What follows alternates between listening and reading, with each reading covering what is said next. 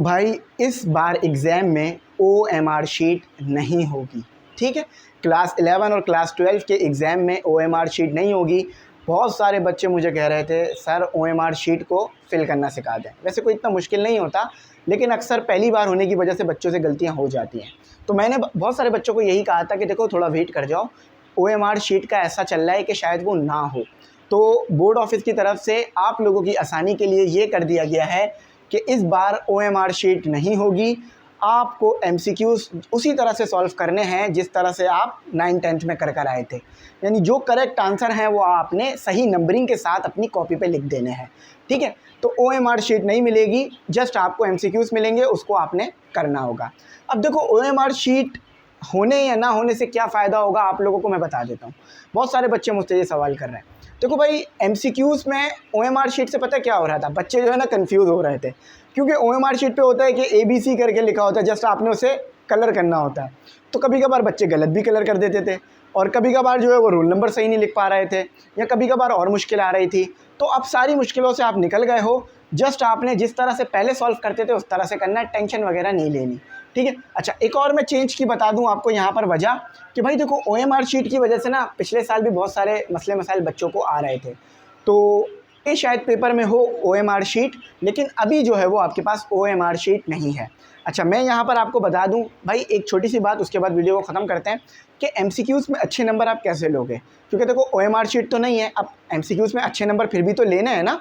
देखो आपने करना ये है कि सबसे पहले आपने ना MCQs को सही तरह से पढ़ना है। डायरेक्ट आंसर नहीं देखो, पहले MCQs को पढ़ लो, उसके बाद आंसर देखो।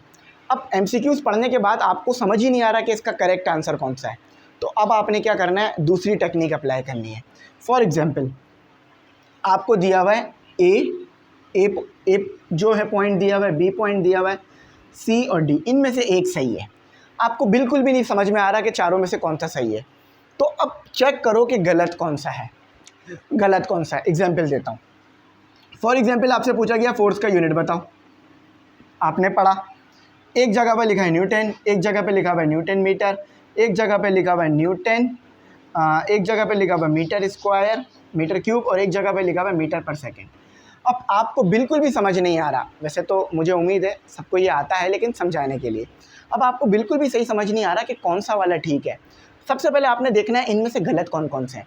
इसको आपने देखा, भाई ये तो न्यूटन का मतलब ये तो फोर्स का यूनिट तो नहीं हो सकता, क्योंकि ये तो वॉल्यूम का यूनिट है, इसको ख़त्म कर दिया, चलो अब 3 रह गए। फिर आपने देखा भाई ये भी नहीं हो सकता क्योंकि तो वेलोसिटी का है, क्योंकि वेलोसिटी और फोर्स सेम चीज़ तो नहीं है ना, तो ये भी ख़त्म हो गया। अब आप इसमें और इसमें कंफ्यूज हो। अगर तुक्का लगाते भी हो तो 50% चांस है कि ठीक हो जाए, क्योंकि प्रोबेबिलिटी चेक करो, आपको एक ठीक चाहिए, 1/2 यानी 50% चांस है, प्रोबेबिलिटी है। अच्छा, अब आपने लगाया, अब आप बोल रहे हो यार ये भी नहीं लग रहा, क्योंकि फोर्स तो एक सिंगल चीज़ मालूम हो रही है, तो आपने इसे भी हटा दिया, ये आपका ठीक हो गया। देखा, इस टेक्निक से मैंने बहुत सारे MCQs अपने ना एंट्री टेस्ट में किए हैं, क्योंकि ऐसा होता है कभी कभार कि बिल्कुल आउट चीज़ आ जाती है, या हमने पढ़ी तो होती है लेकिन अलग तरीके से पूछ ली जाती है। तो इस टेक्निक को अप्लाई करना, समझ गए मेरी बात। इस तरह से आपके अच्छे नंबर आ जाएंगे। OMR शीट की अब टेंशन नहीं लेना, इसकी मैं वीडियो अपलोड करने वाला था, अब वो मैं नहीं करूँगा क्योंकि अब इसकी कोई ज़रूरत है नहीं।